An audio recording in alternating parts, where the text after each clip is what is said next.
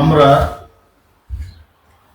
গত সেশনে আলোচনা করেছিলাম স্পেশালি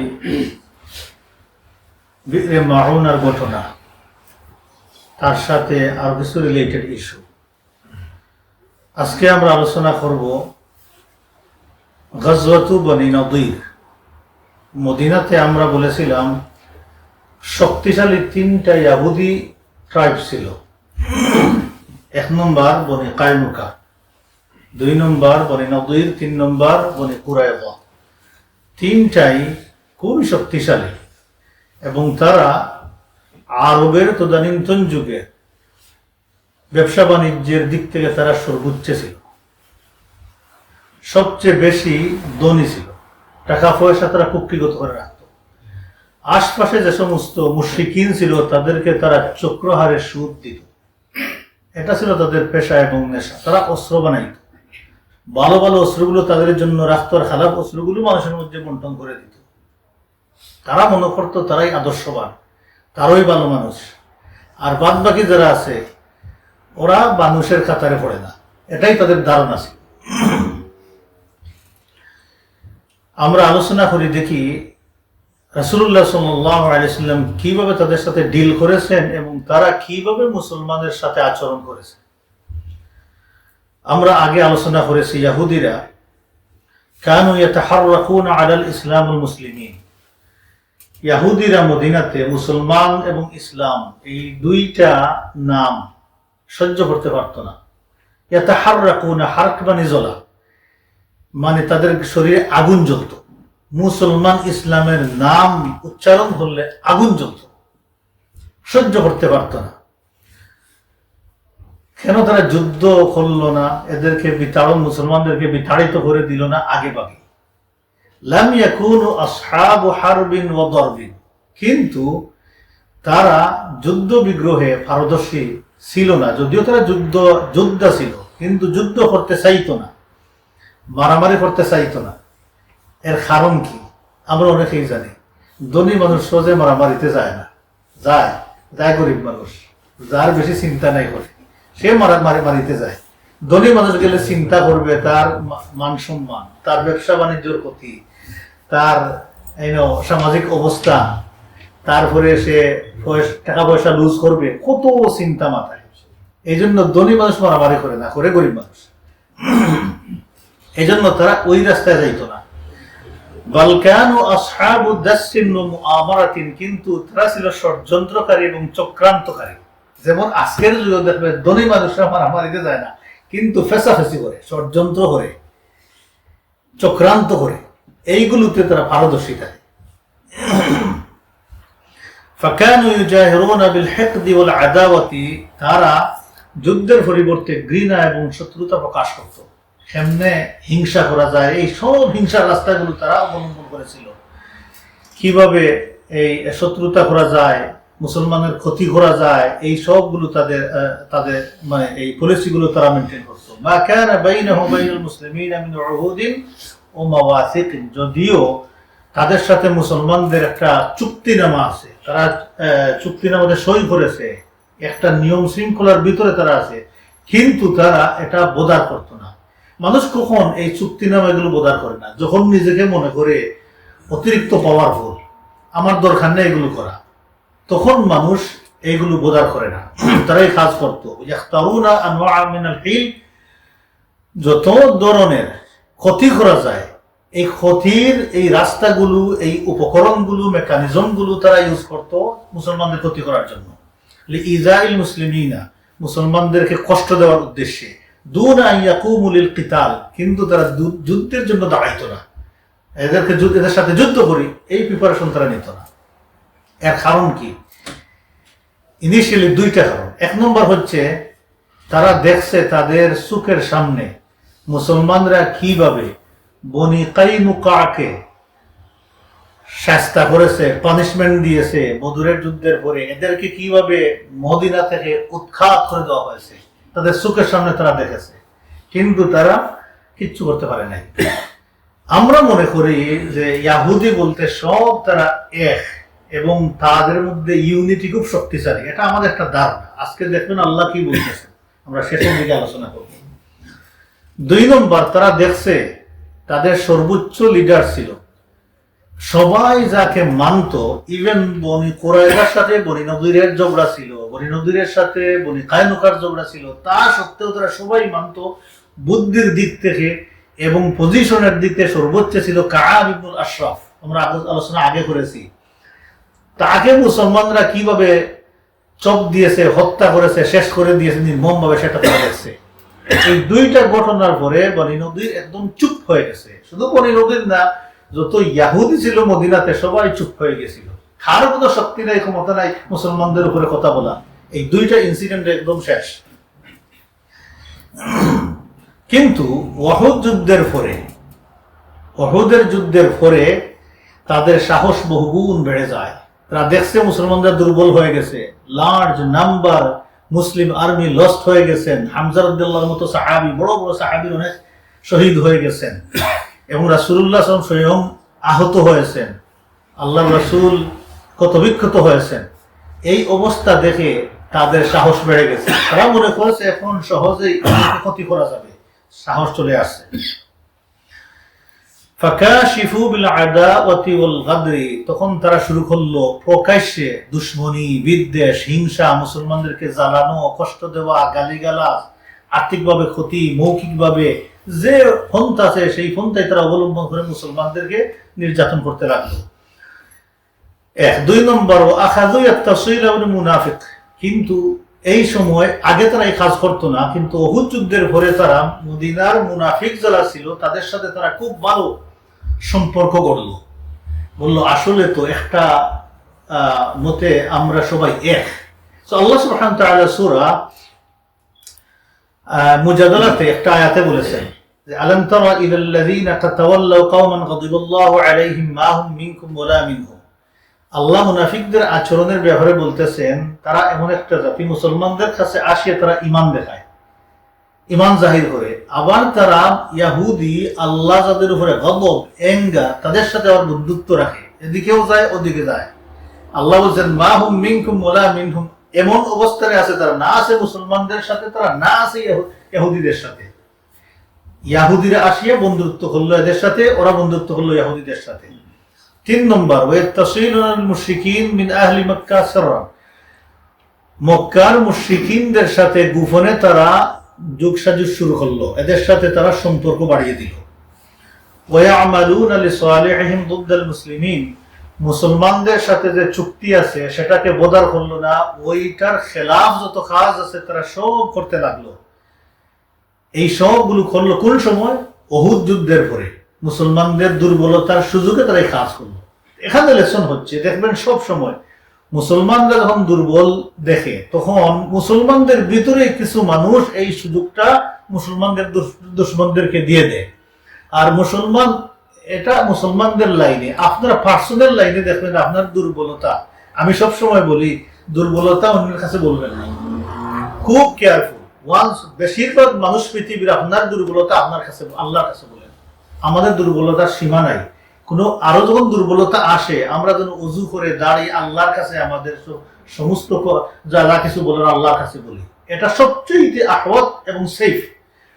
আর যদি এমন কোন মুত্তাকি মানুষ পাওয়া যায় যাকে বললে আপনার মনের কিছু কষ্ট যাবে আর সে আপনার কষ্টটা শেয়ার করতে পারবে, এমন যদি মানুষ থাকে তাহলে খুব সতর্কতার সাথে বলবেন। ডালাভাবে বলা শুরু করলে হয় কি, বেশিরভাগ মানুষ সুযোগ সন্ধানী, আপনার ক্ষতির রাস্তা, আপনাকে ভীত সন্ত্রস্ত এমন কিছু আছে কাজ নিয়ে আপনার কাছে আসবে যে আপনার মোরালিটি, আপনার মানসিকতা সবগুলোকে ক্ষতি করে দিবে। এই জন্য দুর্বলতা মানুষের কাছে বলার চেয়ে আল্লাহর কাছে বলা হচ্ছে গিয়ে আমাদের সর্বোচ্চ পন্থা এবং সেফ। এই দুর্বলতার সুযোগে তারা মুসলমানদের ক্ষতি করতে লাগলো। রাসূলুল্লাহ সাল্লাল্লাহু আলাইহি সাল্লাম জেনে বুঝে তারা যে লঙ্ঘন করতেছে বুঝতেছেন, সবরান নবী আলাইহিস সালাতু ওয়াস সালাম, রাসূল ধৈর্য ধরতেছিলেন, আল্লাহ রাসূল ধৈর্য অবলম্বন করলেন। ওভারলুক করতেছেন, যেমন বুঝিয়াও বুঝেন নাই, দেখিয়াও দেখেন নাই, এমন অবস্থায় আল্লাহ রাসূল দিন কাটাইতেছেন। কিন্তু উহুদের যুদ্ধের পরে যে মর্মান্তিক 2টা ঘটনা ঘটেছে মুসলমানদের ভিতরে, রাজির ঘটনা আর বিরে মাউনার ঘটনা। রাজির ঘটনাতে কয়জন সাহাবী শহীদ হয়েছিলেন? 10 জন, আর বীরে মাউনাতে 70 জন। এই ঘটনার পর তাদের এত সাহস বেড়েছে যে উহুদ যুদ্ধের পরে যা বেড়েছিল মনে করেন 40% এখন 100-এ চলে গেছে। এখন তাদের আর কোনো খেয়ালই নাই, কোনো অবদান নাই মুসলমানদের ব্যাপারে অথবা তাদের চুক্তির ব্যাপারে। তাদের এই ষড়যন্ত্র কি পরিমাণ গেছে দেখেন, হাত্তা কামু বিমুআমারাতি তাহাদ্দাফা আল কাদাউ আলা নবী সাল্লাল্লাহু আলাইহি ওয়াসাল্লাম, শেষ পর্যন্ত তারা আল্লাহ রাসূলকে হত্যার, অ্যাসাসিনেট করার প্ল্যান করে ফেলছে। আল্লাহর রাসূলকে মেরে ফেলার চক্রান্তে তারা লিপ্ত, এই পর্যায়ে চলে গেছে। মূল ঘটনার দিকে গেলে আর ক্লিয়ার হয়ে যাবে। আমরা আলোচনা করেছি গত সেশনে যে এই বীরে মাউনার মর্মান্তিক ঘটনা থেকে একজন সাহাবী বন্দী হয়েছিলেন। বন্দী হওয়ার পরে দাস বানিয়ে উনার মাথার সামনের দিক থেকে চুল কেটে আবু আমির তাকে ছেড়ে দিয়েছিল। কেন ছেড়েছে? শুধুমাত্র মুদার গোত্রের এটা জেনে উনাকে ছেড়েছিল। উনার নাম হচ্ছে আমর ইবনে উমাইয়া আদ-দামরি।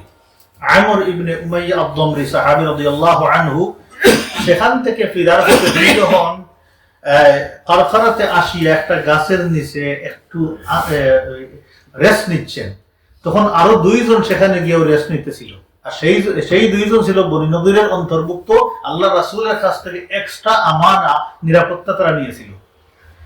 তিনি দেখলেন তারা যখন ঘুমিয়ে গেছে, এই 2 জনকে তিনি কি করলেন? হত্যা করে দিলেন। তিনি মনে করতেছেন এরা হচ্ছে ওই বনু সালিমার অন্তর্ভুক্ত, যে কিছুটা হইলেও প্রতিশোধ নিলাম। উনি জানেন না এরা কোন ট্রাইবের অন্তর্ভুক্ত, আল্লাহ রাসূলের কাছ থেকে এরা নিরাপত্তা নিছে, তাও তিনি জানতেন না। তিনি এদেরকে হত্যা করেছেন। হত্যা করে তিনি মদিনাতে আল্লাহ রাসূলের কাছে আসছেন এই দুঃখের সংবাদ নিয়ে। সাহাবায়ে কেরামদের এই অবস্থা জানিয়ে দিলেন আল্লাহ রাসূলের কাছে। সাথে সাথে বললেন তিনি যে ঘটনা ঘটাইছেন সেটাও বলে দিলেন। রাসূলুল্লাহ সাল্লাল্লাহু আলাইহি ওয়াসাল্লাম বিষয়টা ইনভেস্টিগেট করে দেখলেন যে এই 2 ব্যক্তি যারা আল্লাহ রাসূলের কাছ থেকে আমানা নিয়েছিল, নিরাপত্তা নিয়েছিল, এই 2 জনকে হত্যা করেছেন। তিনি বললেন এমন 2 জনকে তুমি হত্যা করেছো, তাদের ব্লাড মানি, ক্ষতিপূরণ যাই হোক সেটা আমাকে পরিশোধ করতেই হবে, কারণ এটা তাদের সাথে আমাদের চুক্তি আছে। সো রাসূলুল্লাহ সাল্লাল্লাহু আলাইহি ওয়াসাল্লাম খরাজা ইলাইহিম ফি নাফারিন মিন আসহাবিহি।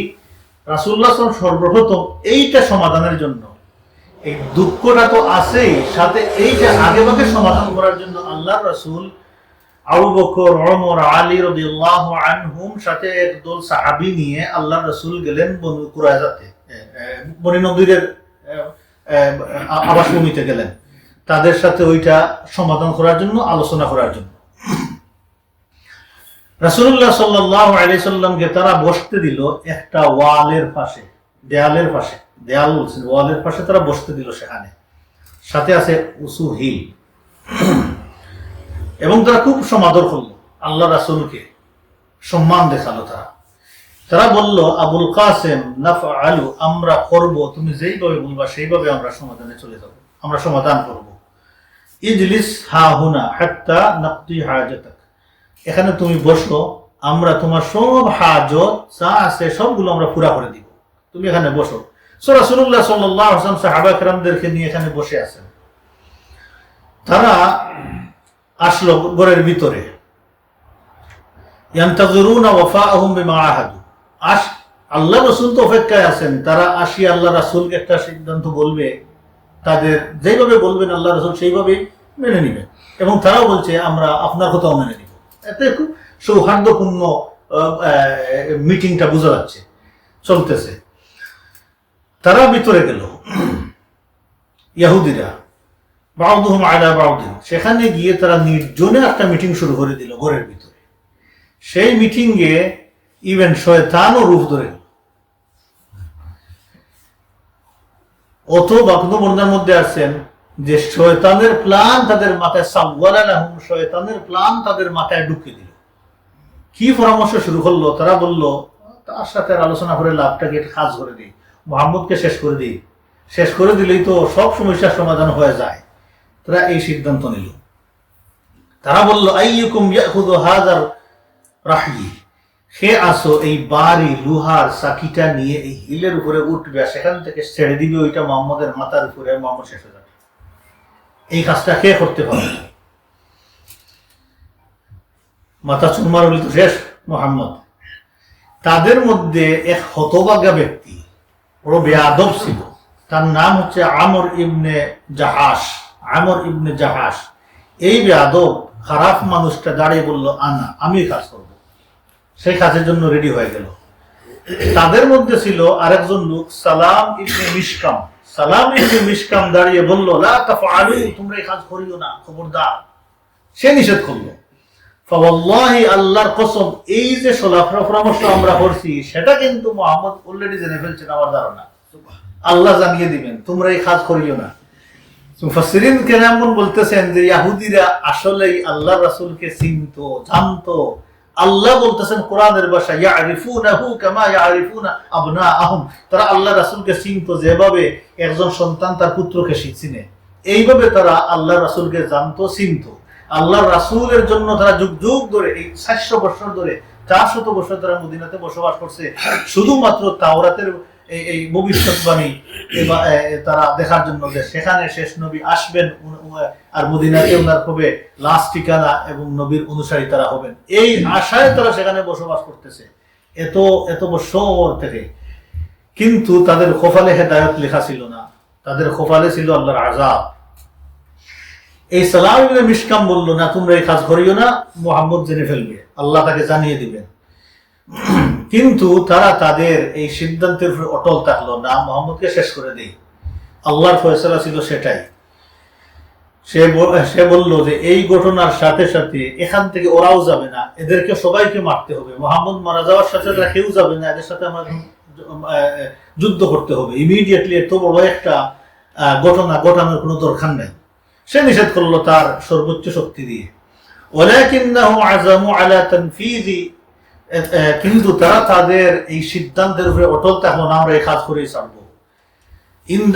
ইন দ্য মিন টাইম ونزل جبريل من عند رب العالمين على رسوله, এই মুহূর্তে জিবরাইল আলাইহিস সালাম আল্লাহর পক্ষ থেকে মেসেজ নিয়ে আল্লাহ রাসূলের কাছে চলে আসেন। ইয়ালামুহু, আল্লাহ রাসূলকে সব বলে দিয়েছেন, এই ইলম দিয়েছেন, সেখানে গিয়ে কি করছে, কি সিদ্ধান্ত নিছে, কিভাবে তারা মারবে, সব আল্লাহ রাসূলকে জিবরাইল বলে দিয়েছেন। রাসূলুল্লাহ সাল্লাল্লাহু আলাইহি ওয়াসাল্লাম সুজা দেয়ালের ফাঁস থেকে উঠে সাহাবীদের সাথেও কথা বলেন নাই, কারো দিকে তাকান নাই, মদিনার দিকে রওনা দিয়েছেন দ্রুত গতিতে। আল্লাহ রাসূল হাঁটতেছেন, সাহাবা কেরামগণ শক্ট হয়ে পিছনে হাঁটতেছেন, কেউ আল্লাহ রাসূলের সাথে হাঁটতে পারতেছেন না। খুব দ্রুত গতিতে সাহাবা কেরামগণ দৌড়াইয়া আসিয়া আল্লাহ রাসূলকে মিট করেছেন। বলছেন, ইয়া রাসূলুল্লাহ, আসলে ঘটনাটা কি, আমরা তো কিছুই জানি না। ওলাম নাশউর বিকা, কি করছে, আপনি সোজা চলে আসছেন, আমাদেরকেও বলেন না। রাসূলুল্লাহ সাল্লাল্লাহু আলাইহি সাল্লাম তখন সাহাবায়ে কেরামদেরকে বলেছেন তাদের চক্রান্তের কথা, এই কনস্পিরেসির কথা আল্লাহর রাসূল শুনিয়ে দিয়েছেন সাহাবায়ে কেরামদেরকে। রাসূলুল্লাহ সাল্লাল্লাহু আলাইহি ওয়াসাল্লাম সুজা মদিনাতে ঢুকেছেন। সূরাতুল মাইদার 11 নম্বর আয়াত, এই জাতীয় আরো কয়েকটা ঘটনার পরিপ্রেক্ষিতে আল্লাহ সুবহানাহু ওয়া তাআলা আয়াত নাযিল করেছেন। এর মধ্যে এটা একটা কারণ। আল্লাহ সুবহানাহু ওয়া তাআলা ইরশাদ করতেছেন, ইয়া আইয়ুহাল্লাযীনা আমানু যকুরু নি'মাতাল্লাহি আলাইকুম, হে ঈমানদারগণ, আল্লাহর নিয়ামত তোমাদের উপরে সেটা তোমরা স্মরণ করো। তোমাদের উপরে আল্লাহর নিয়ামত আছে, এটা স্মরণ করো। এটা আমভাবে আল্লাহ একটা ঘটনা দিয়ে শুরু করেন, কিন্তু আল্লাহর মেসেজ আমভাবে। এই পর্যন্ত আয়াত যদি আমরা দেখি, প্রথমে আমি নিজেকে দেখি, আল্লাহ কত নিয়ামত আমাদের উপরে দিয়েছেন। হে ঈমানদারগণ, আল্লাহর নিয়ামত তোমাদের উপরে সে কথা স্মরণ করো। কেউ যদি একবার স্মরণ করে তার নিজের শরীরের দিকে তাকাইয়া, আলহামদুলিল্লাহ, আল্লাহ তুমি এইভাবে আমাকে দিছো। কত মানুষ এই মানুষকে আল্লাহ এইভাবে দেন নাই। প্রত্যেকটা নিয়ামতের শুকরিয়া আদায়কারী হয়ে যাবে এইভাবে যদি কেউ চিন্তা করে। আর আল্লাহ বলছেন, আল্লাহর নিয়ামত গনিয়া তোমরা শেষ করতে পারবা না। হে ঈমানদারগণ, তোমাদের উপরে আল্লাহর নিয়ামতের কথা স্মরণ করো। ইয হাম্মা কওমুন আন ইয়াবসুতু ইলাইকুম আইদিয়াহুম, স্মরণ করো যখন একটা জাতি, এই ইহুদিরা, একটা কওম তাদের অনিষ্টের হাত তোমাদের দিকে বাড়িয়েছিল তোমাদের ক্ষতি করার জন্য, তোমাদের মারার জন্য। ফাকাফফা আইদিয়াহুম আনকুম, আল্লাহ সুবহানাহু ওয়া তাআলা তাদের হাতগুলোকে রুখে দিয়েছেন তোমাদের থেকে। এই অনিষ্টের হাতগুলোকে আল্লাহ সুবহানাহু ওয়া তাআলা চুরমার করে দিয়েছেন, ক্ষতি করতে পারে নাই। তো আল্লাহর কথা স্মরণ করলে আল্লাহ সুবহানাহু ওয়া তাআলা হেফাজত করেন, আল্লাহ মুমিনদেরকে হেফাজত করেন। আল্লাহ সুবহানাহু ওয়া তাআলা হেফাজত করেছেন। ওয়াত্তাকুল্লাহ, তোমরা আল্লাহকে ডরাও, আল্লাহকে ভয় করো। ওয়া আলাল্লাহি ফালইয়াতাওয়াক্কালিল মুমিনুন, মুমিনদেরকে আল্লাহর উপরে ভরসা করা, আল্লাহর উপরে ভরসা করে চলো। যদি তোমরা আল্লাহর উপরে ভরসা করে চলো, তাকওয়ার ভিত্তিতে জীবন কাটাও, তাহলে কোনো দুশমন তোমাদের ক্ষতি করতে পারবে না। সে যদি দুশমনের হাত তোমাদের দিকে বাড়ায়, তারা আকল তোমাদের দিকে বাড়ায়, তাদের পা তোমাদের দিকে বাড়ায়, তাদের সম্পদ তোমাদের দিকে বাড়ায়, আল্লাহ সবগুলোকে জাহান্নামের মধ্যে ফেলে দিবেন। আল্লাহ বলছেন ইউহশারুনা ইলা জাহান্নাম, সব জাহান্নামে নিয়ে আল্লাহ জমাইবেন, তোমাদের কিছু করতে পারবে না। রাসূলুল্লাহ সাল্লাল্লাহু আলাইহি ওয়াসাল্লাম মদিনাতে আসিয়া স্ট্রেইট ওয়ে মুহাম্মদ বিন মাসলামা রাদিয়াল্লাহু তাআলা আনহুকে ডেকে নিয়ে বললেন, যাও তুমি বনী নদীরের কাছে যাও, মেসেজ নিয়ে তাদের কাছে সংবাদ দিলেন। আল্লাহ স্ট্রেইট ওয়ে, রেস্ট নাই, যাও তাদের কাছে তুমি সংবাদ দিয়ে যাও।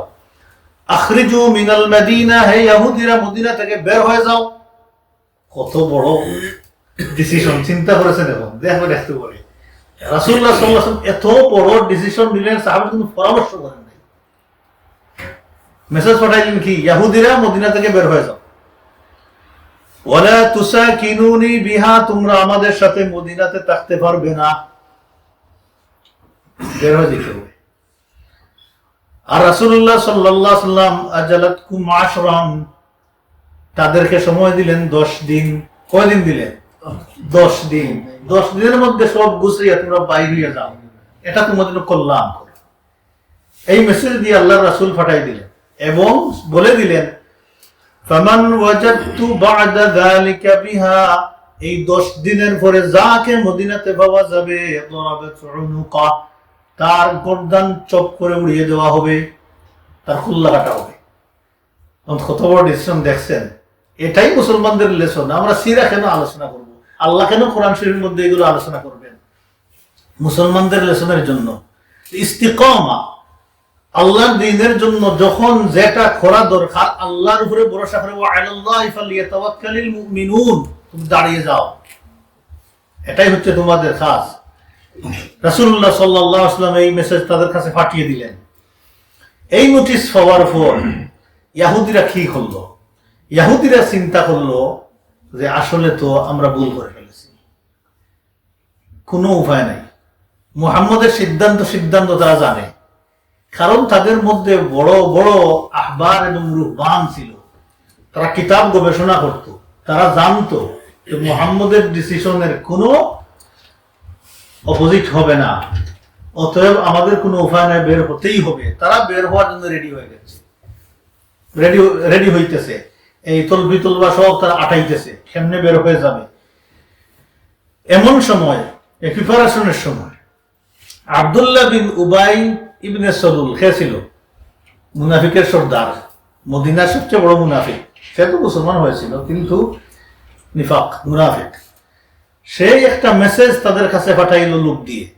সে বলল, আন আসবুতু ও তামনাউ, তোমরা যাইও না বাড়াইয়া, তোমরা তাহো এবং সেখানে তাকিয়া তোমরা যুদ্ধ করো এদের সাথে।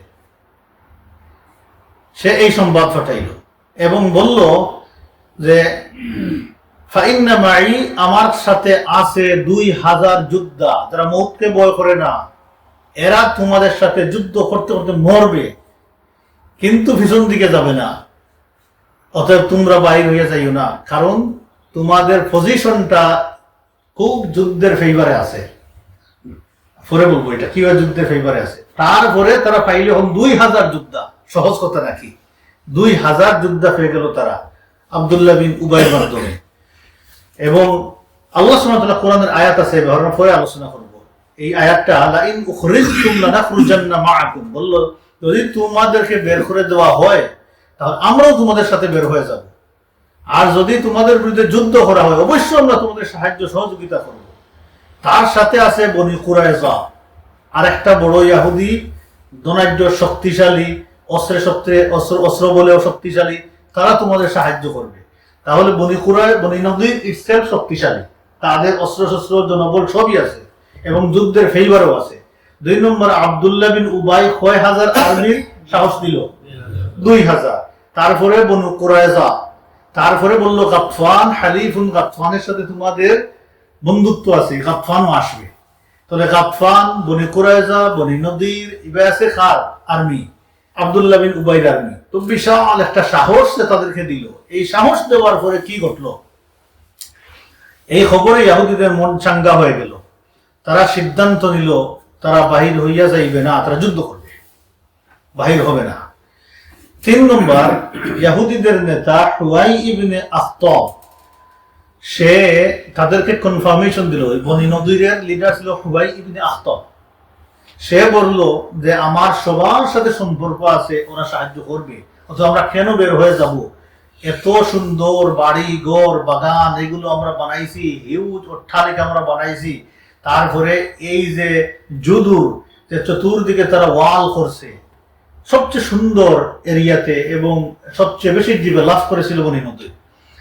হিউজ স্টোন দিয়ে তারা দুর্গ বানাইছে এবং কয়েকটা গেট রাখছে ফটক, যেগুলো তারা স্বর্ণ দিয়ে বানিয়ে দিয়ে রেখেছিল, এত শক্তিশালী করে। এবং এটাকে মানুষ ক্রস না করার জন্য তার বাহিরে এত ঘন তারা গার্ডেন, বাগান, খেজুর বাগান বানিয়েছিল চতুর্দিকে, যাতে এই খেজুর বাগানটাই অতিক্রম করতে অনেক যুদ্ধার জন্য সম্ভব নয়। এই ব্যবস্থা তারা করেছে। সে সাহস জোগাইল। এই সাহস দেওয়ার পরে তারা এখন কি করলো?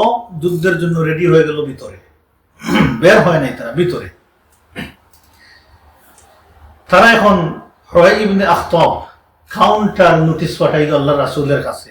নোটিশটা ছিল এইভাবে, ইন্না লা নাখরুজু মিন দিয়ারিনা, আমরা আমাদের বাড়িঘর থেকে আমরা যাইব না, আমরা বের হব না।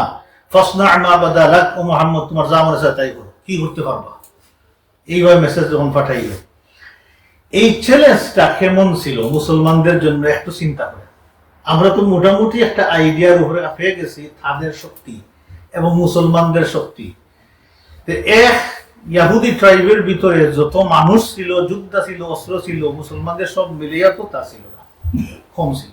Already in the mean time আসল যোদ্ধা ডাইহার্ড যারা ছিলেন দিনের উপরে, অনেকেই তো এই 3টা ইনসিডেন্টে শেষ হয়ে গেছে, হিউজ নাম্বার।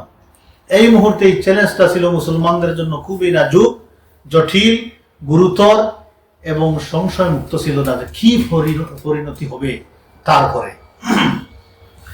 এই বিপজ্জনক পরিস্থিতির সম্ভাবনা ছিল খুব বেশি, যে কোনো মুহূর্তে খারাপ পরিণতির দিকে চলে যেতে পারে মুসলমানদের জন্য মদিনাতে। অলরেডি 2টা ইনসিডেন্ট তো তাদের চোখের সামনে হয়ে গেছে। ওহাতে মুসলমানরা মানসিকভাবে ভেঙে পড়েছেন, মুসলমানরা, এটা তাদের ধারণা। ঠিকই মুসলমানদের ঘরে ঘরে অলরেডি ওহুদের এই দুঃখ, তারপরে মাউনার দুঃখ, রাজির দুঃখ, এই সবগুলো তো মুসলমানদের ঘরে ঘরে দুঃখ, ব্যথা, আহাজারি। আর মুসলমানরা তো তাদের মতো দ্বন্দ্ব দৌলত ছিল না, ব্যবসা বাণিজ্যের পারদর্শী ছিল না। বনি নদীরের ইহুদিরা যে কি পরিমাণ শক্তিশালী ছিল আমরা মোটামুটি একটা ধারণা দিয়েছি। এই বনি নদীরের যোদ্ধাদের অস্ত্র নামানো, আত্মসমর্পণ করানো, এটা মুসলমানদের সহজ সাধ্য ছিল না। এক কথায় খুব কঠিন একটা কাজ ছিল। অন্যদিকে বিরে মাউনা এবং রাজির ঘটনার পরে মুসলমানরা অনেক সচেতন হয়ে গেছেন যে এখন সে ধোঁকা দিবে, সে মুসলমানদের বিশ্বাসঘাতকতা করবে, কোন দিক থেকে ক্ষতি করবে, হত্যা করবে, তারা খুব সচেতন হন মুসলমানরা। আগে মোটামুটি রিল্যাক্স ছিলেন, এখন এইগুলো দিয়ে আল্লাহ সুবহানাহু ওয়া তাআলা সচেতন করে দিয়েছেন। সাহাবা কেরামগণ খুব এখন সচেতন, কিন্তু মানসিকভাবে তো আসলে জর্জরিত ছিলেন। এবং অনেক সাহাবা কেরামগণ এই যে তাদের আচরণের কারণে বিরক্তও ছিলেন, মনে মনে ভাবছেন আর বাঁচিয়া কি হবে, আল্লাহ রাসূলকে তারা হত্যা করার প্ল্যান করছে, তাহলে আমাদের সামনে আল্লাহ রাসূল হত্যা করবে, আমরাই যুদ্ধ করতে করতে মারা যাই, তারপরে আল্লাহ পাক আল্লাহ রাসূলের সাথে যেই যা করার তাই করব। আমরা এটলিস্ট আল্লাহ রাসূল দেখে যান যে আমরা আল্লাহ রাসূলের জন্য আমরা জীবন দিয়ে কোরবান করে দিয়েছি, এদেরকে ছাড় দেওয়া যাবে না। এটা আবার মানসিকভাবে সাহাবায়ে কেরামদের ভিতরে খুব প্রবল ছিল। পরিস্থিতি যাই হোক, বনি নদীর রাসূলুল্লাহ সাল্লাল্লাহু আলাইহি সাল্লামকে হত্যার ষড়যন্ত্র করেছে। সাহাবায়ে কেরামগণ আল্লাহ রাসূলকে হত্যা করে ফেলবে তাদের চোখের সামনে, এটা সহ্য করার মতো তাদের ছিল না, তা সহ্য করতে পারবে না। এই জন্য তারা তাদের জান বাজি রেখে যা করার তাই করবে। এটা আবার ভিতরে ভিতরে ইস্তেকামা ছিল সাহাবায়ে কেরামদের। রাসূলুল্লাহ সাল্লাল্লাহু আলাইহি ওয়াসাল্লামের কাছে যখন এই সংবাদ আসলো হুয়াই ইবনে আখতাবের, ইন্না লা নুখরিজু মিন দিয়ারিনা, আমরা আমাদের বাড়ি থেকে বের হব না, যাব না, এই সংবাদ যখন আল্লাহর রাসূলের কাছে আসলো, কাব্বার রাসূলুল্লাহ সাল্লাল্লাহু আলাইহি ওয়াসাল্লাম, সাথে সাথে আল্লাহ রাসূল তাকবীর দিলেন। সাহাবায়ে কেরামগণ কাব্বারাল মুসলিমুনা, সাহাবায়ে কেরামগণ আল্লাহ রাসূলের সাথে তাকবীর দিলেন। আল্লাহ রাসূল তাকবীর যখন দিয়েছেন, সাহাবায়ে কেরামগণ বলেছেন আল্লাহর সাহায্য মনে হচ্ছে নেমে আসছে আল্লাহ রাসূলের তাকবীরের সাথে। মুসলমানগণ সাথে সাথে তাকবীর দেওয়া শুরু করেছেন, আর গড়ে গড়ে সাহাবায়ে কেরামদের গড়ে গড়ে যুদ্ধের বিবরণ শুরু হয়ে গেছে। অল্প সময়ের মধ্যে যার কিছু আছে সেটা নিয়ে বেরিয়ে আল্লাহ রাসূলের কাছে জড়ো হয়ে গেছে, যুদ্ধের জন্য বের হয়ে যাব। রাসূলুল্লাহ সাল্লাল্লাহু আলাইহি সাল্লাম ইমিডিয়েটলি রাসূলুল্লাহ সাল্লাল্লাহু আলাইহি ওয়াসাল্লাম আব্দুল্লাহ ইবনে উম্মে মাকতুম রাদিয়াল্লাহু তাআলা আনহুকে মদিনার দায়িত্ব দিলেন। আব্দুল্লাহ ইবনে উম্মে মাকতুম রাদিয়াল্লাহু তাআলা আনহু অন্ধ সাহাবী ছিলেন। সমস্ত যোদ্ধারা তো বের হয়ে গেছেন, আছেন যারা রুগ্ন পুরুষ, মহিলা, বাচ্চা, যারা অসুস্থ পুরুষ, এরাই ছিলেন। তো রাসূলুল্লাহ সাল্লাল্লাহু আলাইহি সাল্লাম দায়িত্ব দিলেন আব্দুল্লাহ ইবনে উম্মে মাকতুম রাদিয়াল্লাহু তাআলা আনহুকে আমিরের দায়িত্ব দিলেন, মদিনাতে দিয়ে বের হয়ে গেলেন। তো রাসূলুল্লাহ সাল্লাল্লাহু আলাইহি ওয়াসাল্লাম কয়েকবার যুদ্ধে যাওয়ার সময়, গাজওয়াতে যাওয়ার সময় এই সাহাবীকে দায়িত্ব দিয়েছেন। কি জন্য দিয়েছেন? আল্লাহ রাসূলের ওই সাহাবী যুদ্ধে যাওয়ার মতো পরিস্থিতি ছিল না, তিনি চোখে দেখতেন না। আর ইসলামের শিআর হচ্ছে যে একজন আমির থাকতেই হবে, এই হিসাবে রাসূলুল্লাহ সাল্লাল্লাহু আলাইহি ওয়াসাল্লাম ওনাকে আমির দিয়ে যাইতেন। আর ওনার অবস্থান ছিল ইসলামে অনেক বেশি কোরআন বুঝার ব্যাপারে, রাসূলের ইত্তেবা করার ব্যাপারে। তো ইসলামের লিডারশিপের কোয়ালিটি হচ্ছে এটাই, ওই মানুষগুলো কিতাবুল্লাহ সুন্নতে রাসূলুল্লাহ দ্বারা সাবিত, যাদের ভিতরে আল্লাহর কিতাবের ইলম, রাসূলের সুন্নতের ইলম সবচেয়ে বেশি থাকবে এবং তার উপরে আমল করবে, তারাই উম্মতকে লিডিং দিবে। এটাই হচ্ছে নিয়ম এই উম্মতের। কিন্তু যেদিন উম্মত এই সিস্টেম থেকে সরে গেছে, শুধু ফিতনা আর ফাসাদ হয়েছে। কারণ ডিল করবে তখন তার মাইন্ড দিয়ে, চিন্তা দিয়ে ডিল করবে না, আল্লাহর কিতাব দিয়ে, রাসূলের বিধান দিয়ে, যার কারণে ফিতনা এবং ফিতনায় এই ফিতনাগুলো হবে। তো রাসূলুল্লাহ সাল্লাল্লাহু আলাইহি ওয়াসাল্লাম এই সাহাবীকে দিলেন, আলী রাদিয়াল্লাহু তাআলা আনহুকে দিলেন পতাকা, হাতে দিয়ে আল্লাহর রাসূলের নেতৃত্বে রওনা হয়ে গেলেন।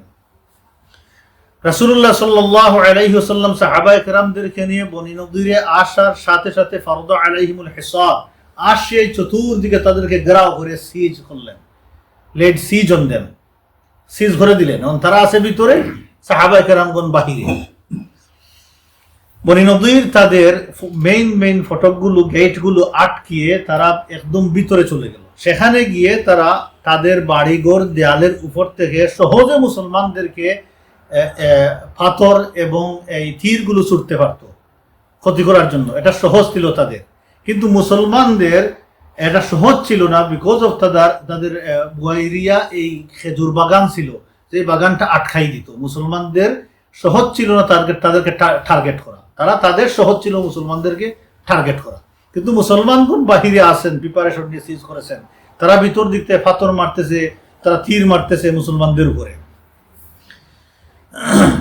রাসূলুল্লাহ সাল্লাল্লাহু আলাইহি ওয়াসাল্লাম এই পরিস্থিতিতে দেখলেন এদের, রাসূলুল্লাহ সাল্লাল্লাহু আলাইহি ওয়াসাল্লাম দেখলেন যে এই খেজুর বাগান আর তাদের এই, রাসূলুল্লাহ সাল্লাল্লাহু আলাইহি ওয়াসাল্লাম অর্ডার করলেন খেজুর বাগান খাটো, আগুন ধরাও। এখন কোথায় যাবে? রাসূলুল্লাহ বললেন যে খেজুর বাগান খাটো। এখন ইসলামের বিধান হচ্ছে, আল্লাহর রাসূল যখন যুদ্ধে সাহাবাদেরকে পাঠাইতেন তখন বলতেন, তোমরা সম্পদ নষ্ট করবা না, ক্ষেত খামার ধ্বংস করবা না, ওলা তাকতুলু ওয়ালিদান, বাচ্চাদেরকে হত্যা করবা না, মহিলাদেরকে মারবা না, বৃদ্ধদেরকে মারবা না, যারা যুদ্ধ করে না তাদেরকে মারবা না, এই উপাসনাগুলো ধ্বংস করবা না, সেখানে যারা ইবাদত বন্দেগী করে তাদেরকে মারবা না। এই নসিহতগুলো আল্লাহ রাসূল দিতেন ইন জেনারেল। এখানে দেখা যায় রাসূল সাহেব স্বয়ং অর্ডার করলেন খেজুর বাগান খাটো, আগুন ধরিয়ে দেও। সাহাবা কেরাম দৌড় দৌড় হয়ে খাটা শুরু করেছেন, দেখতেছে তাদের সামনে তাদের এত মহব্বতের বাগান, বুয়াইরিয়া বাগান ধ্বংস হচ্ছে, আগুন জ্বলতেছে, তাস তাস করে পড়তেছে। দেখে তো তাদের ভিতরে ভয় শুরু হয়ে গেছে, দৌড়াদৌড়ি শুরু হয়েছে, কি করবে। হাসান বিন সাবিত রাদিয়াল্লাহু তাআলা আনহু কবিতা আকারে বলতেছেন, ওয়াহানা আলা সারাতি বানি লুআই হারিকুন বিল বুয়াইরাতি মুস্তাতাইর। তিনি বলতেছেন যে বনি লুআইনে তাদের জন্য সেটা তো মামুলি ব্যাপার ছিল যে দাউ দাউ করে আগুন জ্বলবে, অগ্নিশিখা চলবে বুয়াইরিয়ার চারিদিকে বাগান ছিল, প্রোটেকশনের জন্য তারা করেছে। এখন দেখা যায় মুসলমানের সেই বাগান জ্বালিয়ে পুড়ে শেষ করে দিচ্ছে। এই অবস্থা দেখে তাদের এখন অন্তরের ভিতরে এমন ভয়ভীতি ঢুকছে, কি করবে, অপেক্ষা করতেছে সাহায্যের, কিন্তু সাহায্য হই, সাহায্য তো নাই, অপেক্ষা আছে ভিতর থেকে। দেখলো তারা আব্দুল্লাহ বিন উবাই তার প্রতিশ্রুতি রাখলো না, তার 2000 আর্মি নাই।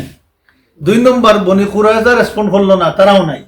3 নম্বর গাতফানও নাই, কেউ নাই, একলাই আমরা পড়ে থাকলাম, কি করা যায়, তারা কোনো উপায় নাই। তো আল্লাহ সুবহানাহু ওয়া তাআলা একটা আয়াত নাযিল করলেন সূরাতুল হাশরে, আমরা পড়ে বলবো, আল্লাহ যদি আমাদের সময় দেন। রাসূলুল্লাহ সাল্লাল্লাহু আলাইহি ওয়াসাল্লাম অবরোধ দিলেন।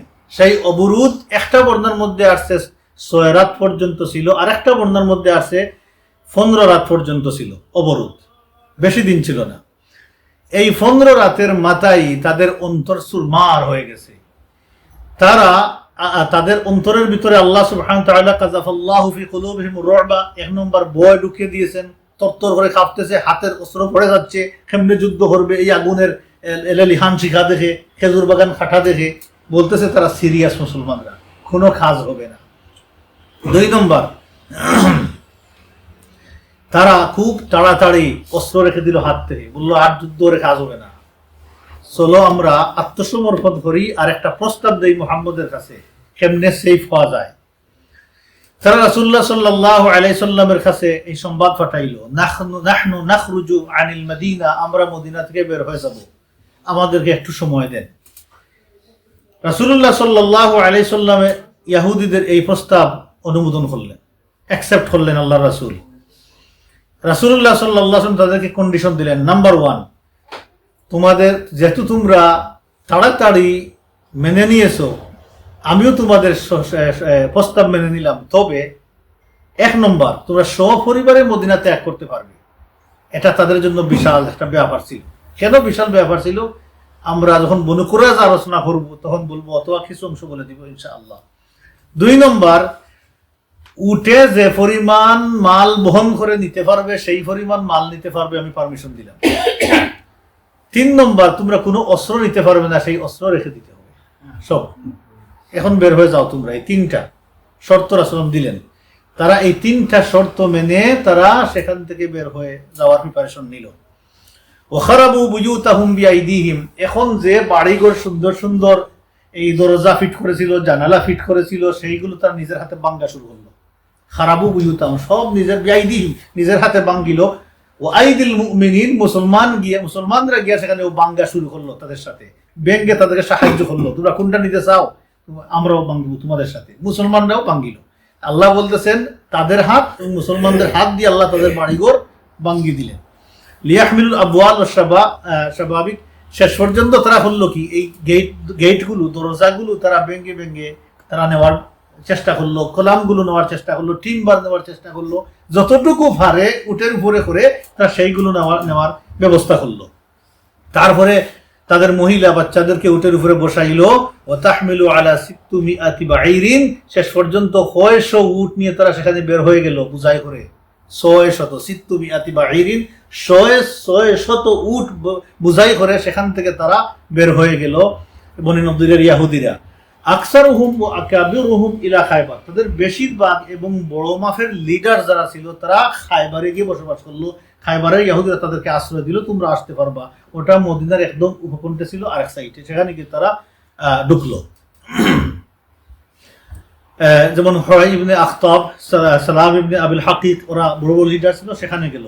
আর আরেকটা অংশ শামের দিকে, সিরিয়ার দিকে চলে আসলো।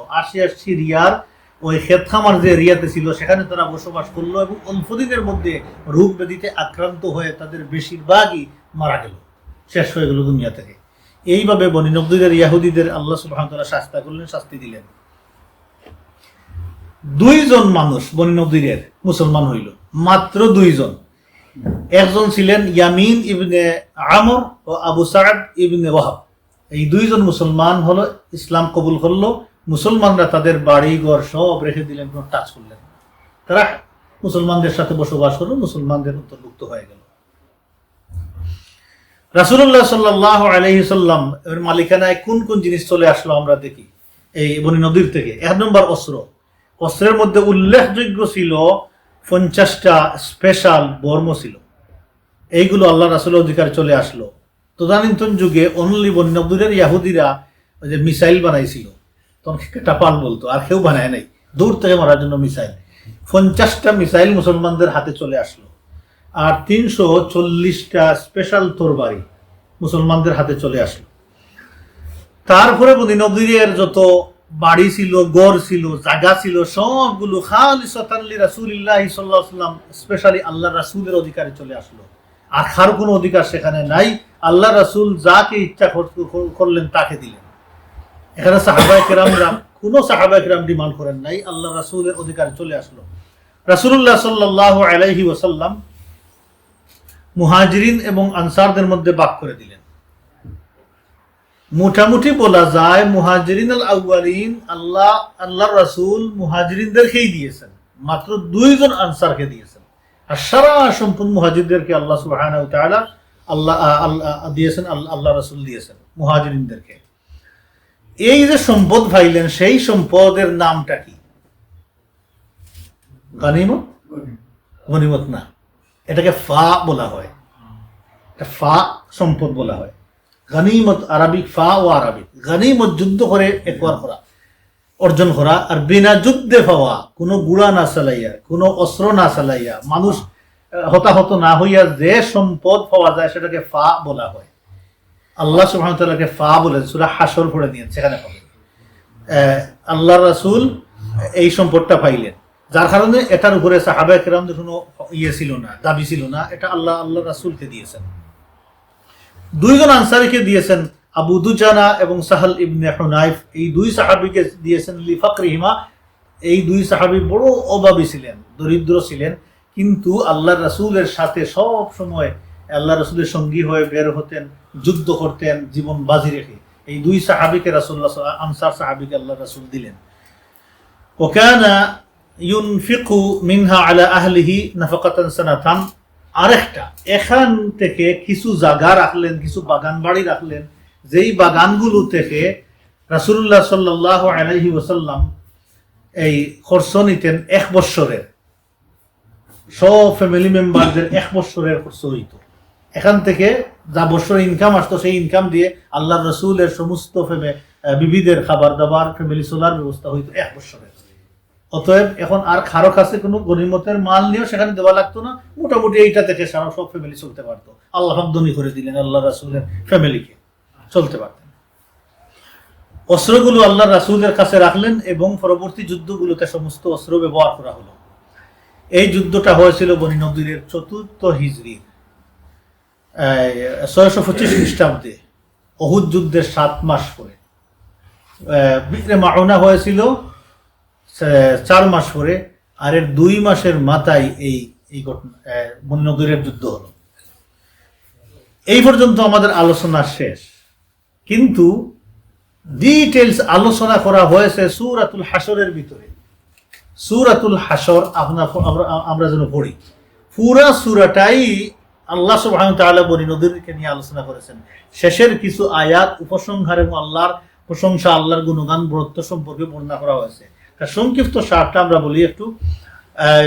আব্দুল্লাহ বিন আব্বাস রাদিয়াল্লাহু তাআলা আনহু বলতেন সূরাতুল হাশর, তিনি বলতেন সূরাতু বনি নদীর।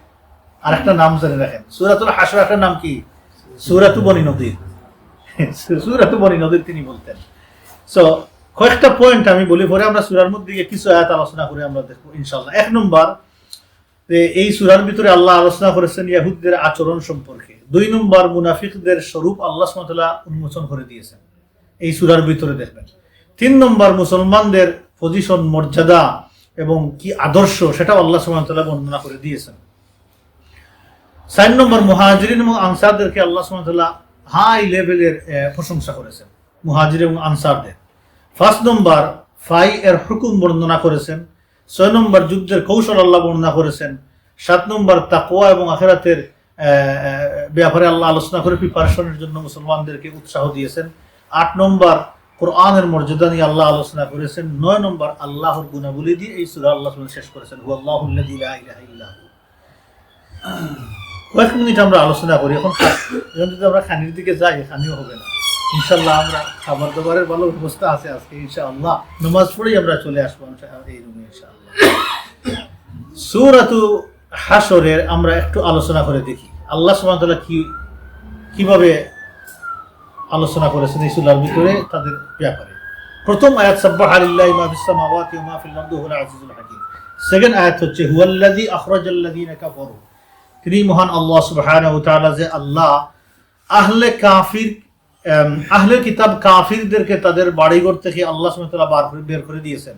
আখরাজাল্লাযীনা কাফারু মিন আহলিল কিতাবি মিন দিয়ারিহিম। তাফসীরের মধ্যে নিয়ে আসছেন আহলে কিতাব যে আল্লাহর রাসূলের উপরে ঈমান আনবে না, রাসূলুল্লাহ সাল্লাল্লাহু আলাইহি ওয়াসাল্লামের উপরে ঈমান আনবে না, সেই কাফির। অতএব যে আল্লাহর রাসূলের উপর ঈমান আনবে না সেই কাফির। অতএব আহলে কিতাব ঈমানদার নয়, তারা কাফির। এক কথায় লিআউয়ালিল হাশর, প্রথম গ্যাদারিং, যে তারা প্রথম সবাই একসাথে গ্যাদার হয়ে দলবদ্ধভাবে বের হয়ে গেল। লিআউয়ালিল হাশর, আল্লাহ পাক বলতেছেন মা যানানতুম আন ইয়াখরুজু, হে মুসলমানগণ তোমরা চিন্তাও করো নাই যে তারা বের হয়ে যাবে। এখন বুঝে নিন আল্লাহর আয়াত কিভাবে আল্লাহ বলতেছেন। মুসলমানগণ চিন্তাও করেন নাই যে বনি নদীর এইভাবে একসাথে হয়ে দ্বন্দ্ব উলুত নিয়ে তাদের বাচ্চা বিবি নিয়ে ব্যঙ্গে সুরমার করে তারা বের হয়ে যাবে, মুসলমানরা চিন্তাও করে নাই। তাহলে বোঝা যায় কি পরিমাণ শক্তি তাদের ছিল, কি পরিমাণ দুর্বল চিন্তা ছিল মুসলমানদের মাথার ভিতরে। কিন্তু ঈমানে ভরপুর ছিল সাহাবায়ে কেরামদের অন্তরে। وظنوا أنهم مانعتهم حصونهم من الله, আর বনি নদীরের ইহুদিরা মনে করতো তারা যে হুসুন বানাইছে, ফর্ট্রেস করছে, তারা যে দুর্গ বানাইছে, সেই দুর্গ তাদেরকে আল্লাহর আযাব থেকে রক্ষা করবে। আরবের বুকে এমন কোনো শক্তি নাই যে তাদের সেই দুর্গ অতিক্রম করে তাদেরকে মারবে। আল্লাহই বলতেছেন। এখন তারা কি পরিমাণ মনে করতো চিন্তা করেন। وظنوا أنهم مانعتهم حصونهم من الله فأتاهم الله من حيث لم يحتسبوا, আল্লাহ তাদের কাছে আল্লাহর আযাব নিয়ে গেলেন এমন দিক থেকে যেদিকে তাদের কোনো খবর ছিল না, চিন্তাই ছিল না, আল্লাহ সেদিক থেকে নিয়ে গেছেন। এখন যদি মনে করেন মুসলমানরা হয়ে আমেরিকা দখল করব, বেশিরভাগ মুসলমান কি বলবে, এ পাগল হয়ে গেছে, আমেরিকার কত অস্ত্র শস্ত্র একটা ফুটাই বিশ্বাস করে দিবে। আর মাদার বোম ফালাইছে আফগানিস্তান, কিছু করতে পারে নাই, তারপরে বলছে জলদি পাগো আফগানিস্তান ছাড়ো। এটা হচ্ছে মানুষের বাহ্যিক চিন্তাধারা, মানুষ এইভাবেই করে। কিন্তু আল্লাহ পাক এখানে একটা হিকমত, স্পিরিচুয়াল হিকমত দিচ্ছে যে ঈমানদারগণ তোমাদের কিছুই দরকার নাই, তোমাদের একটা শক্ত ঈমান আমার উপরে দরকার, এতটুকু দরকার, আর কিছুই দরকার নাই। وَقَذَفَ فِي قُلُوبِهِمُ الرُّعْبَ, আল্লাহ তাদের অন্তরের ভিতরে ভয় ভীতি নিক্ষেপ করে দিলেন। তাহলে ভয়টা কে দেন? আল্লাহ দেন। আল্লাহ ভয় দিয়ে দিয়েছেন। এখন করবে কি তারা? ইউখরিবুনা বুয়ুতাহুম বিআইদিহিম ওয়া আইদিল মুমিনিন, এখন তারা তাদের বাড়িঘর তাদের নিজের হাতে বাংলো, মুসলমানদের হাতে, ঈমানদারদের হাতে বাংলো। আল্লাহ নিজেই বলতেছেন বাংলো তারা। এই তো শেষ। আল্লাহ বলতেছেন দেখেন এটা তাদের জন্য না আমাদের জন্য। ফাতাবিরু ইয়া উলিল আবসার, হে চক্ষুষ্মান মানুষেরা, কিয়ামত পর্যন্ত যারা চক্ষুষ্মান মানুষ হবে তোমাদের জন্য আমি আল্লাহ লেসন রেখে দিলাম। এখন লেসন নিতে হবে আমাদের এখান থেকে। কিয়ামত পর্যন্ত আল্লাহ লেসন রেখেছেন আমাদের জন্য। গেল প্রথম আয়াত।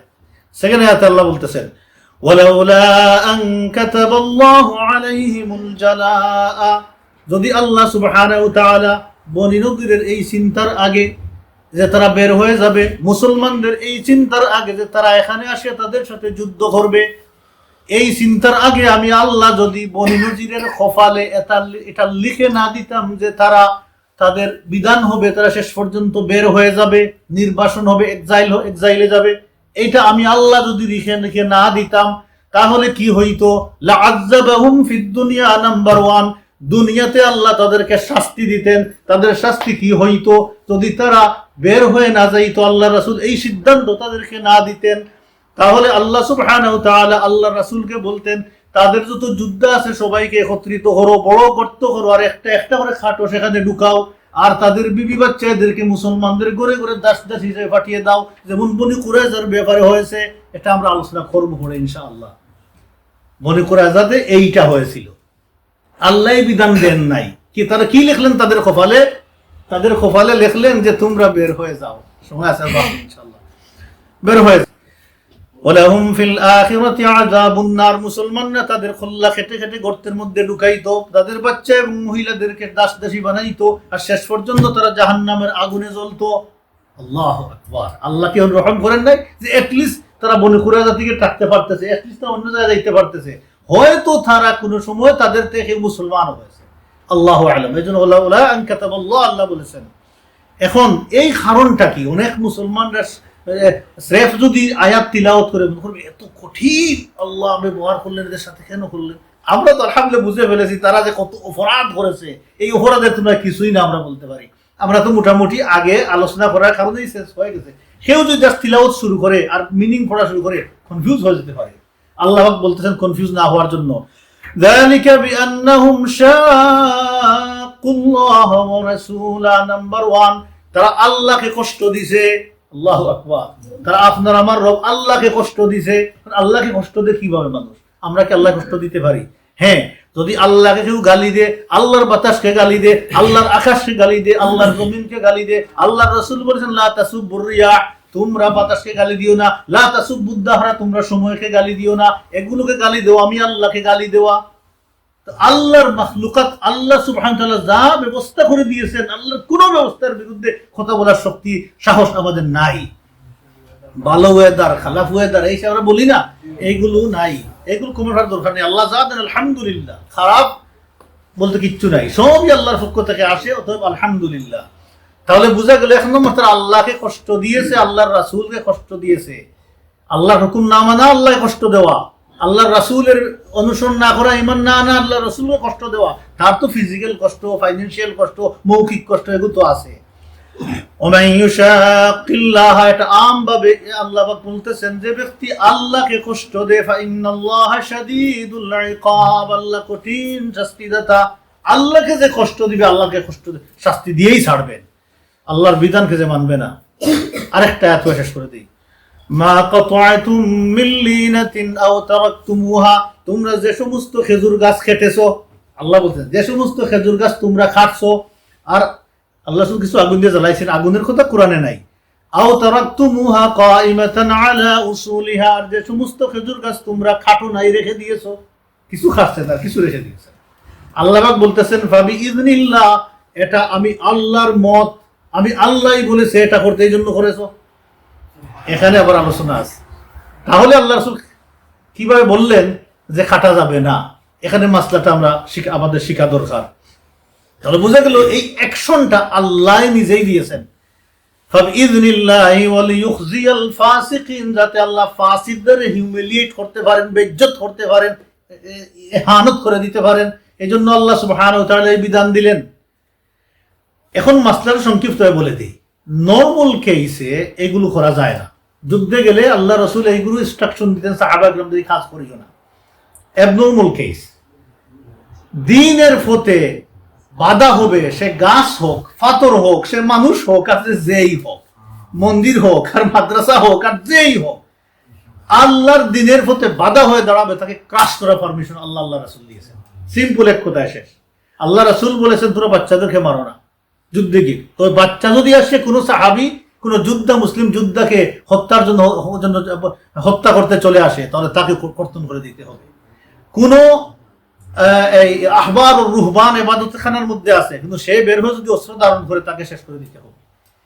এবং আবু হানিফা রাহিমাহুল্লাহ বলেছেন, কোন নন মুসলিম জমিনে যদি মুসলমান বসবাস করে আর কোন খেলাফত কোরআন এবং সুন্নাহর দ্বীন কায়েমের জন্য আর্মি মার্চ করে ওই ল্যান্ডে, আর ওই ল্যান্ডে বসবাসকৃত মুসলমানরা মাইনরিটি যদি থাকে, আর ওই দেশের মেজরিটি নন মুসলিমরা যদি মুসলমানদেরকে মুসলিম আরবির সামনে ছেড়ে দেয় ডিফেন্স হিসাবে, তাহলে তিনি বলতেছেন আপাতত দৃষ্টিতে মুসলমানদের জন্য হালাল তাদেরকে গুলি করে সেই জমিন এবং সেখানে কর্তৃত্ব প্রতিষ্ঠা করা। পরবর্তীতে মুসলমানদের হতে পারে ওনার একটা অপিনিয়ন, কিছু ব্লাড মানি দিয়ে দিবে, কিন্তু এই পথে বাধা হইতে পারবে না। অতএব আল্লাহর দ্বীনের জন্য কেউ যদি বাধা হয়ে দাঁড়ায়, সেটাকে ক্রাশ করা হচ্ছে শরীয়তের বিধান। অতএব নর্মাল কেসের মধ্যে আল্লাহ রাসূল নিষেধ করেছেন, ফসলের বাগান ধ্বংস করিও না, সন্তানদের হত্যা করিও না, মহিলাদেরকে মারিও না, বুড়ো মানুষদেরকে মারিও না, এবাদতখানা ধ্বংস করিও না, এবাদতখানা যারা এবাদত করে তাদেরকে ধ্বংস করিও না। আল্লাহ রাসূল এইগুলো ইন জেনারেল বলেছেন। আমরা আর কন্টিনিউ করবো ইনশাআল্লাহ। এই আয়াতগুলো আমাদের কিছু সংক্ষিপ্তভাবে আলোচনা করা দরকার। আর সূরাতুল হাসর আমাদের আপাতত একটা লেসন থাকুক, আমরা সবাই যেন সূরাতুল হাসরটা একবার পড়ে আসি নেক্সট সেশনে ইনশাআল্লাহ। আমাদের অনেক জানার ব্যাপার আছে সেখান থেকে। আল্লাহ তাআলা যেন আমাদের কন্টিনিউ বসে আল্লাহ রাসূলের সিরাত আলোচনা করা, তা বুঝার, তারপরে আমল করার তৌফিক দান করুন। সুবহানাকাল্লাহুম্মা ওয়া বিহামদিকা নাশহাদু আল্লা ইলাহা ইল্লা আনতা নাস্তাগফিরুকা ওয়া নাতুবু ইলাইক।